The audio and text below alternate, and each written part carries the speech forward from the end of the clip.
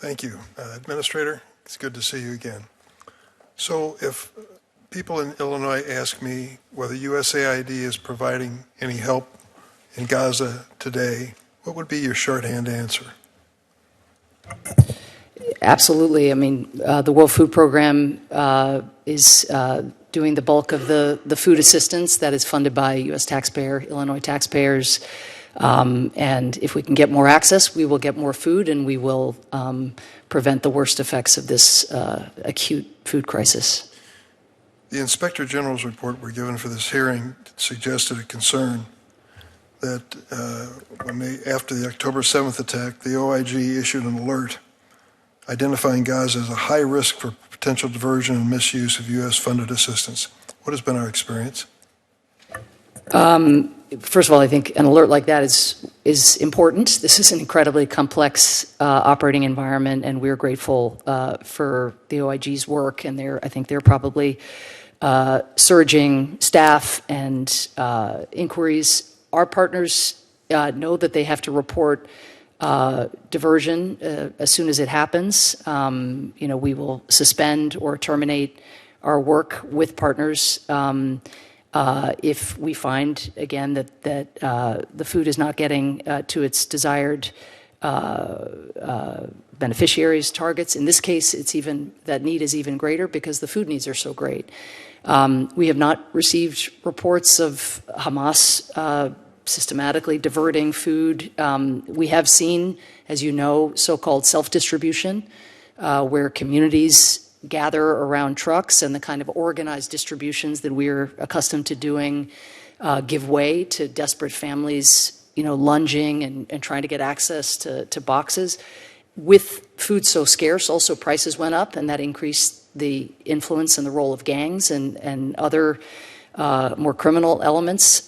So we really look forward to flooding the zone with resources to be in a position to do what our partners have been able to do in other really complex operating environments, which is organize distributions in a manner that can be safe and dignified for civilians. But again, we think the systems that we have in place, the trusted partners that we're working with, World Food Program, UNICEF, International Medical Corps, these are partners we work with all around the world. And we expect them to report, again, anything that they're finding on the ground that's interfering with their ability to pursue their mandates. So I'm trying to compare your answer, which basically says nothing extraordinary has been noted in terms of diversion and misuse of U.S.-funded goods, with the stated policy of the Israelis that they're slowing the flow of goods to a trickle to verify whether or not they're being diverted to Hamas or any other purposes.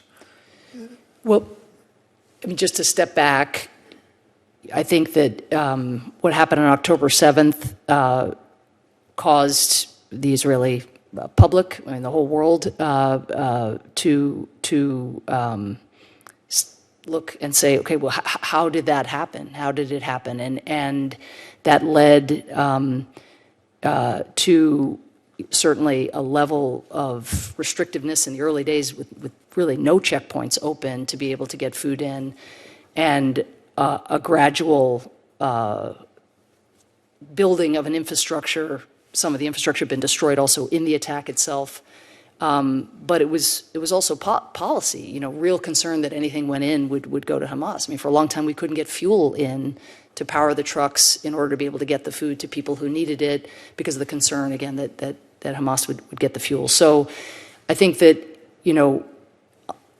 understanding the history and how it was that Hamas acquired the capabilities that they exhibited on October 7th, that is part of, again, something that we hear a lot about from our government of Israel interlocutors, understandably, in light of what happened on October 7th. But we still have to get food in to feed a population that has no means of feeding itself in light of the conflict and in light of all that's been destroyed.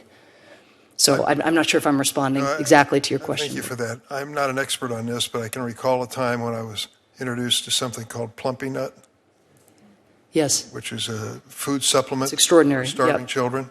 There may be some new product that's evolved over time, but is that part of what we're doing in Gaza?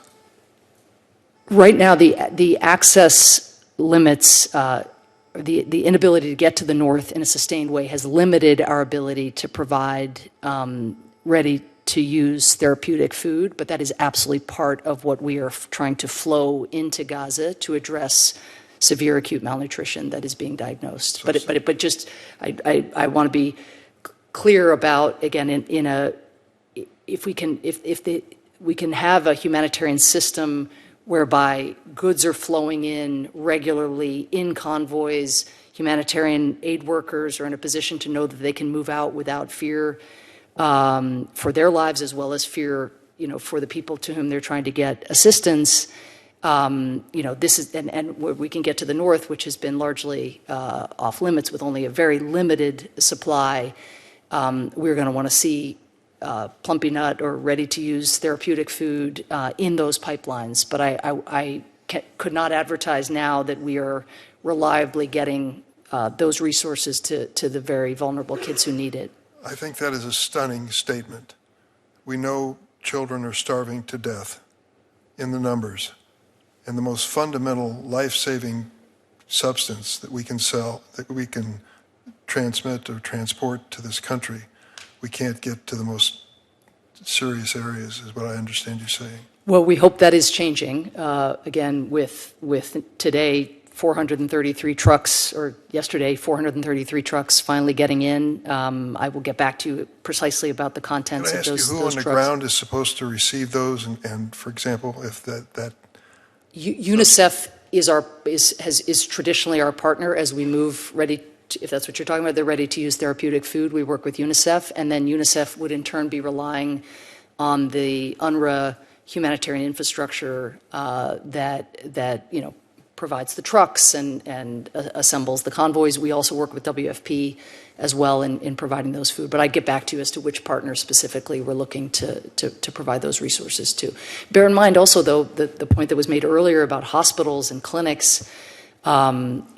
Again, this is an operating environment where many of the most severely malnutrition children aren't in a proper facility, where in one stop you can go and again provide a flow of these resources. So it's extremely dangerous, and I can't even imagine being a parent in that circumstance. Nor can I. Thank you.